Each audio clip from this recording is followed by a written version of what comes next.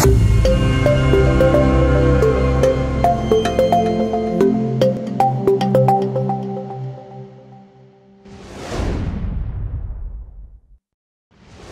evening, everyone. I'm Roy. I work in Wix Beersheba as a full-stack developer.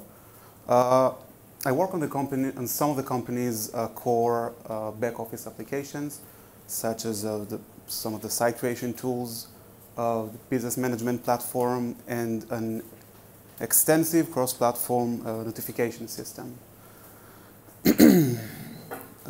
So today we're going to build ourselves a Redux. That's it, basically. There will be no surprises, and I'm obviously not lying here, so it might be worth to stick up until the very ending of the talk. So I see that Boris has gone over it, but I just want to make sure, has anyone here used React before in their applications? Okay. And those who used React have also used Redux, I suppose? Yes? Okay. So for those of you who are not as familiar with Redux, I'll again go over some short introduction, and then we'll move on to the presentation itself. So what is Redux? Redux is a simple library that helps you manage your application state, which is popular mainly with React developers.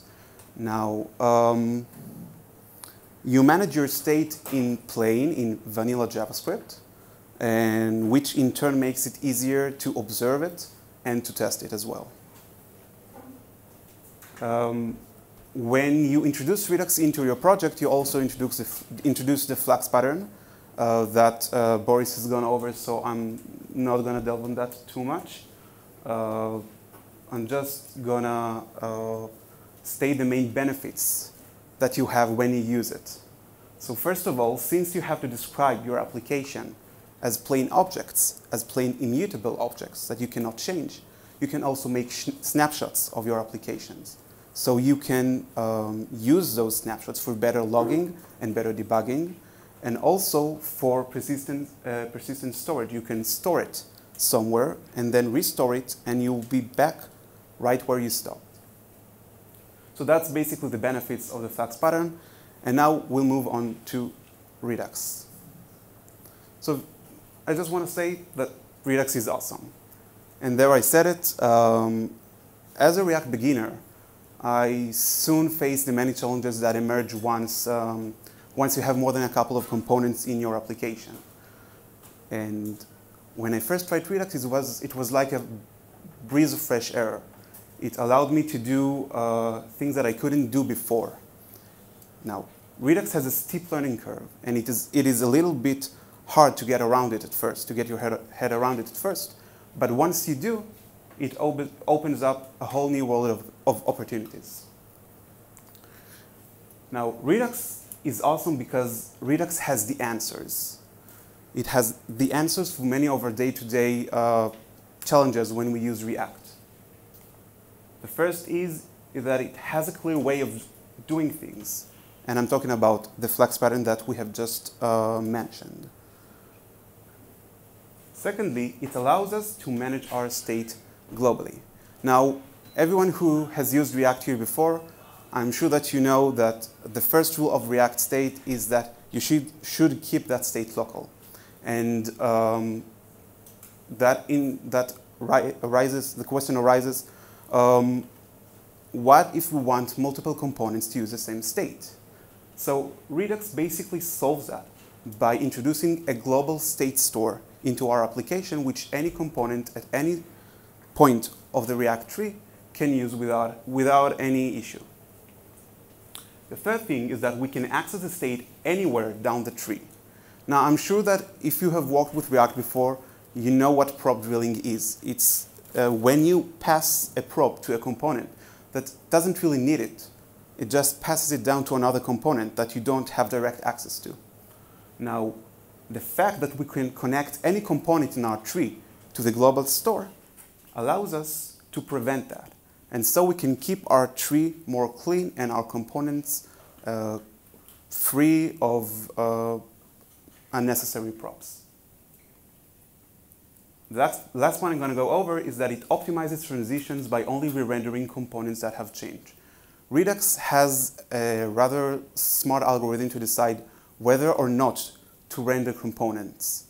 Now, if you have a state that has multiple parts, multiple fields, only the components for the fields that have changed will also re-render. And the components that have stayed untouched, they will not render. Now the next question we have to ask ourselves is, how does Redux work? Now I personally think that it's very important to dissect and go over stuff that I use regularly and understand deeply how it works. So we're gonna understand how it works, and we're gonna do that by building it ourselves. So we'll make a working clone of Redux, and some of the implementation will be a little bit more simple than the original implementation, but that's for the sake of us being more clear and the development process itself being more streamlined. We're going to do that by creating a Redux clone that is called Redux, and that's totally a coincidence. And our Redux will be connected to an application, a React application that I pre-made before the presentation. And we're going to use Redux to actually connect our application to some state and also a local server that will be running and serving data. Our application that we're going to go over is a very simple dashboard that has three components. The main is a dashboard component itself, which contains a header component, and the header contains a user profile component. The data that we're going to connect it to is actually in some information about some user in our system, and that information will come from a server. The components that will use that information are the dashboard component and the user profile component.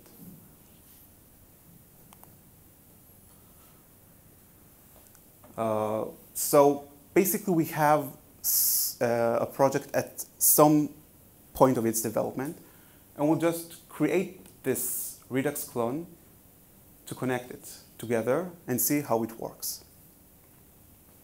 So this is our code. We're going to go over it real briefly. We have three components, as we said, the dashboard, the header, and the user profile components. They're all rather simple and have really not too much code within them. They just render props. Now, we have some actions in our project.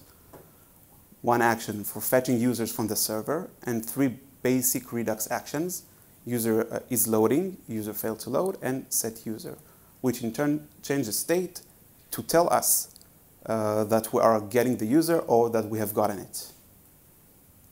Finally, we have a reducer, the user's reducer, which starts with no user at all, and according to the action that we dispatch, it will change and return a new version of the state. This is what our project currently looks like. There's a very nice ducky in the middle. As we can see, we need the username here and the user information here. So now that we've gone over it, let's get started. The first thing we want to go over is the Redux store. The store is basically an object that contains the state of our application. So let's begin by creating our store, create store function. The create store will get a reducer function, and will return a store constant. Now, the reducer function is a function that produces the state of our application. If we run it without any parameters, it will produce as the initial state. And then if you run it with a state, some previous state, and an action that we have dispatched, it will produce a new state. So if you want to get the initial state of our application, we just have to run it without any parameters at all. So let's create a state.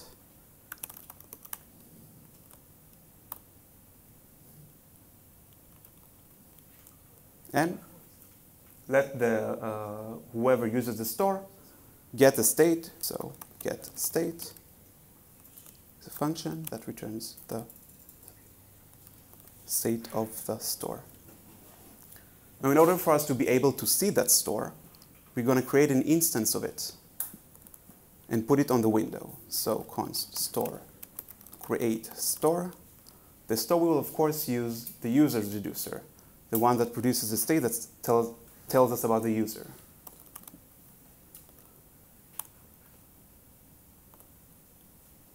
And the create store, I have to import it as well. And we're going to put it on the window. Let's go and see that we have the store indeed. So store.getState, and we can see that we indeed get the initial state of our application. Now the next thing we want to be able is to dispatch actions into our store and actually change the current state of our store. We do that with a function called the dispatcher. The dispatcher gets an object that describes an action and then uses a reducer to produce the new state. So we'll write a function that's called dispatch, gets an object, and then assigns into the state that's created with the previous state and the action that we have just dispatched. Now the action we're going to use to try that is an action called user is loading. And what it basically does, it should change the state of our application to let us know that we're currently loading a user from the server. So let's go back here. Let's get the state of our store. And we can see that it's still the default state. And now let's dispatch get state. User is loading. Now, as you can see, the state have changed. Shows that the user is indeed loading. Now, the next thing you want to do is that we want to get our user from the server. So we have a local server here. If we go to localhost users 0, you'll see that we have a user on the server and we want to get it into our application. So as we know, getting data from the server is not a synchronous function. So we can't just dispatch an action with the user's data and just put it in our store. We have to run some kind of process that does that. So in order to do that, there is some pattern that's used by many Redux developers that's called the thunk. The thunk is basically a function that gets our store's dispatch, and it uses the dispatch whenever there's change. So we can basically create an asynchronous function, as we can see here, that dispatches changes in our state once we have the information that we need. First, it dispatches user is loading, then sets the user, or if we fail to, it dispatches user failed to load. So in order to support that, we want to modify our dispatch function to also accept thunks. So now it's not just an action. Dispatch gets action or thunk.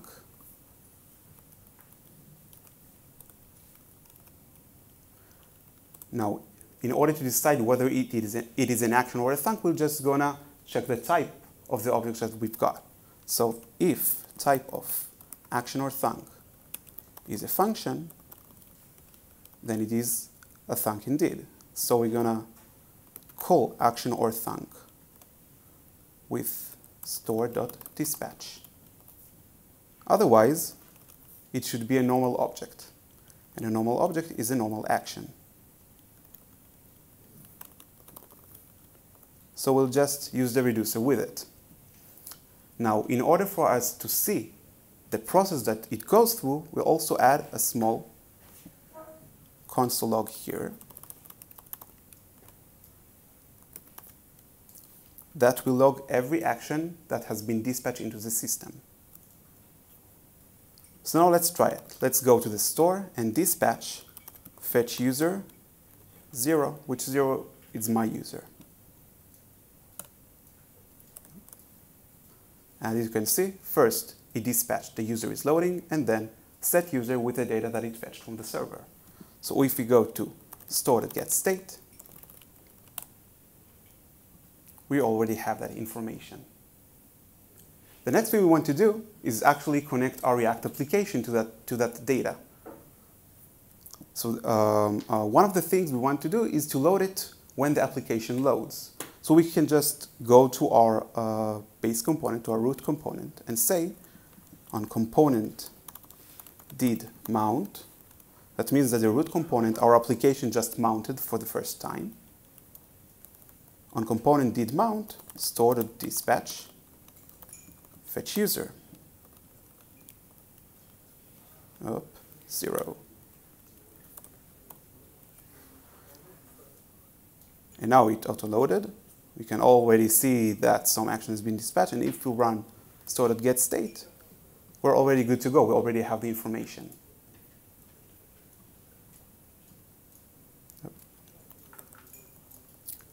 So we fetched the information when the application loaded, but now we want to see it. So in order to do that, we're going to use a React API that's called a context.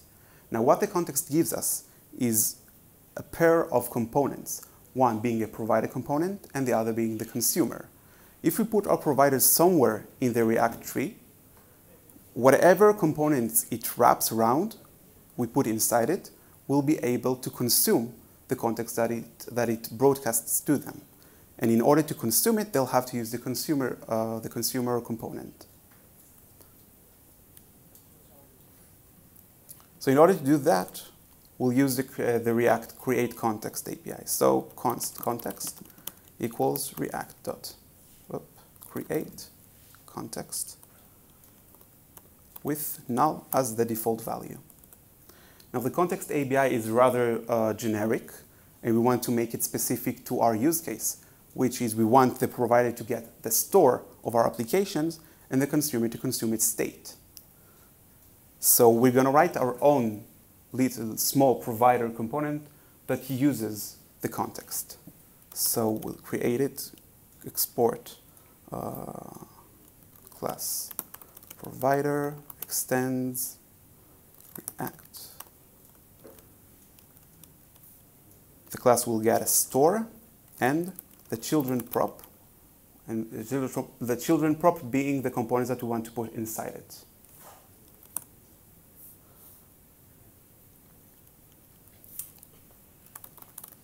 We're just going to put a render method here, and we're going to tell it to use the context provider, the provider from the context itself, the more generic one, that gets a value, and just use store.getState. Pass it down. And inside it, we'll put whatever children we have provided it with. So let's try it. Let's put it in our application. We're going to put it on the app component. And instead of just returning the dashboard, we'll return the provider around it. A provider.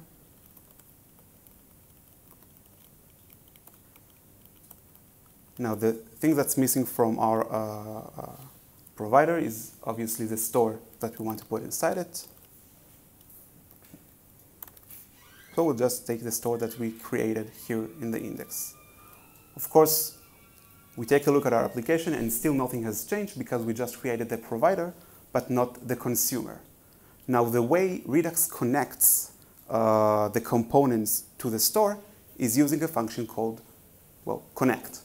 And the function connect basically goes around some component that you've made.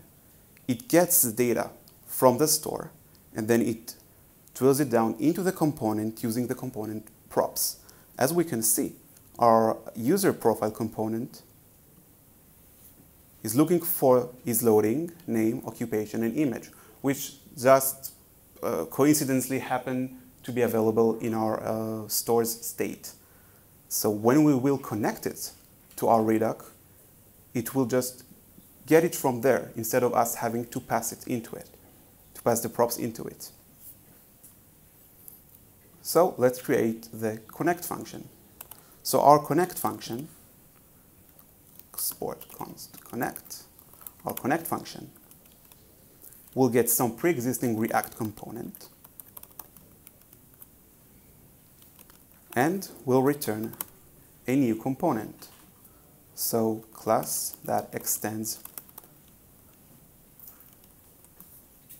and that component will use our context consumer to pass the state from the store into the wrapped component props. So we'll use context.consumer. Now context.consumer, instead of getting a component as a child, it gets a function. So inside we put a function that basically gets the context being our state, the store's state. It gets the context and then renders the wrapped component with that state.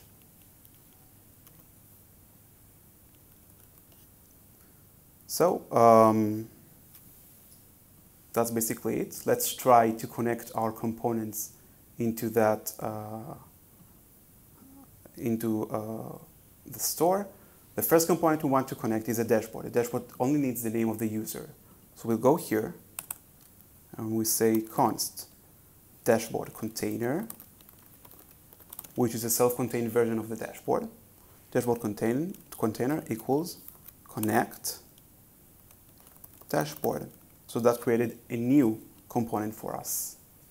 The next thing we want to connect is the user profile that gets all that. So we create a container for that profile as well. Const user profile container equals connect user profile. Now, we will go now to the components that use them in order to switch the regular components, we'll switch them with the containers. So we have the header here and it uses the user profile, but now it will use the user profile container, and the application itself, instead of dashboard, will use a dashboard container. Go here. So basically, now that we have done all that, we should be able to go back to our application, to our dashboard, and see that it actually gets the data from the server. So let's go there. Let's refresh, and it doesn't. And why is that?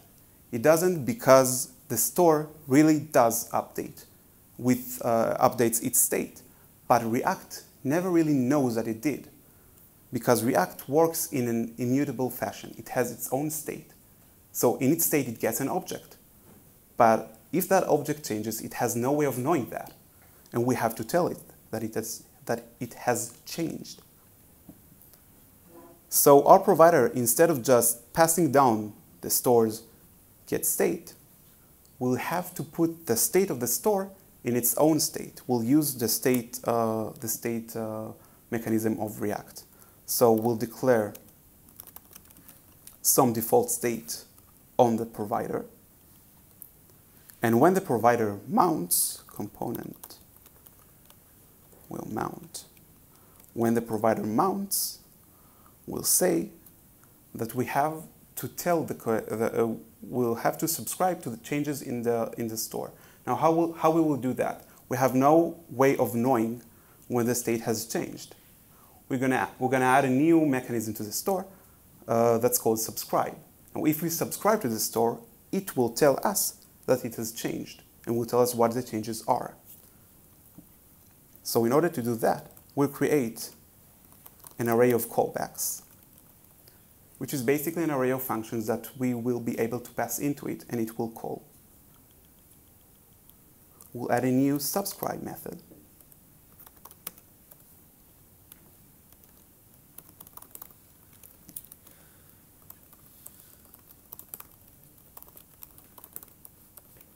And whenever the state has changed, which is here, it will call each of our callbacks with the new state. So callbacks for each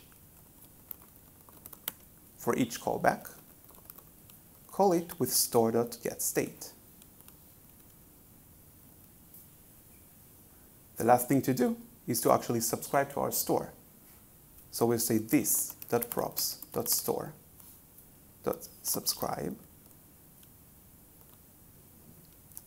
new state, this.setState with the state. So now, every time the store has changed, we will update the internal state of the provider.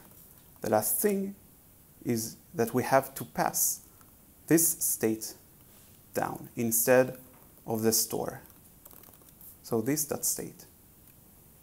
Well, everything should work now, so let's try it out.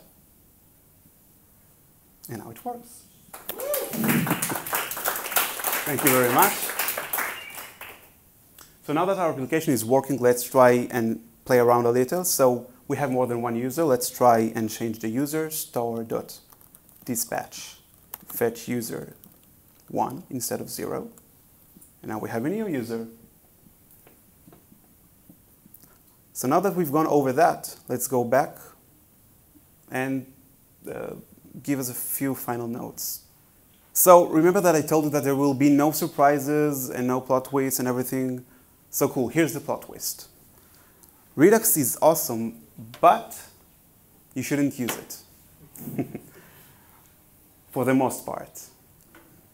Take it with a grain of salt. Don't make Redux your first choice. Instead, learn to think in React. The person who said that is Dan Abramov, who we all know that we love here. One of the creators of Redux. According to an article he wrote about the subject, people think of Redux as an inseparable part of React to an extent that some React newcomers don't even try to use it without Redux. And this is a really huge problem because people take Redux for what it's not. And what I mean by that is a few things. First of all, it's not meant to manage your React tree for you.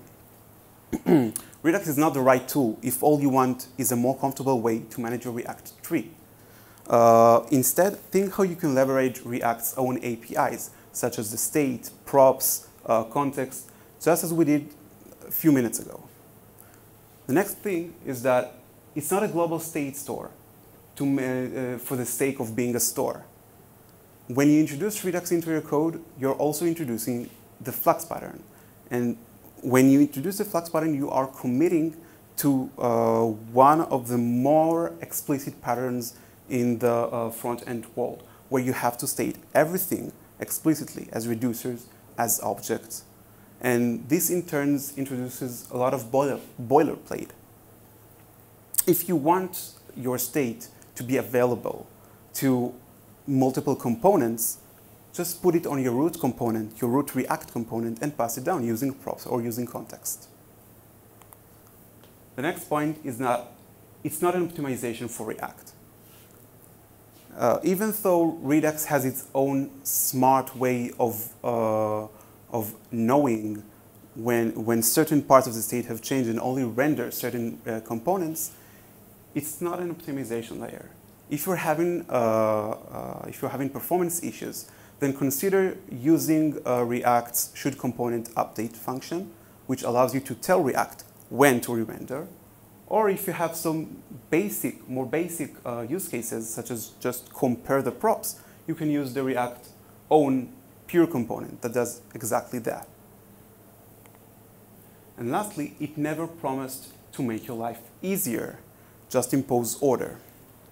Now remember that Redux is an extension. It's not a patch. It's not meant to solve your React problem. It's meant to give you more power over your state, of course, as we said, with added responsibility. Now, as Boris said in his talk,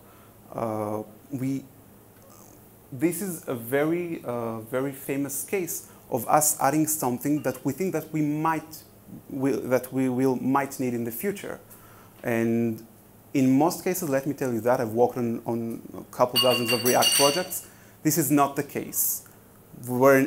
Most of our projects are not Facebook, are not something that large scale. Now,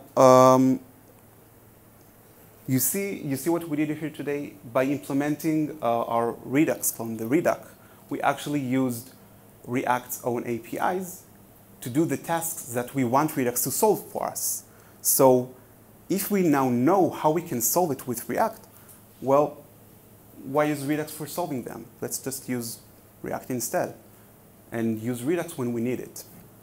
Now, don't get me wrong, I'm a huge advocate of Redux. I use it in many of my projects out of my own free will and understanding that I will have to write a lot of code.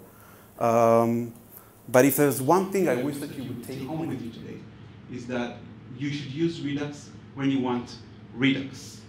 When you want the Flux Pattem, when you want the clean code, when you're willing to pay with the verbosity for that. If otherwise, well then just stick to just React. Because after all, React is the leading front-end framework in the world currently.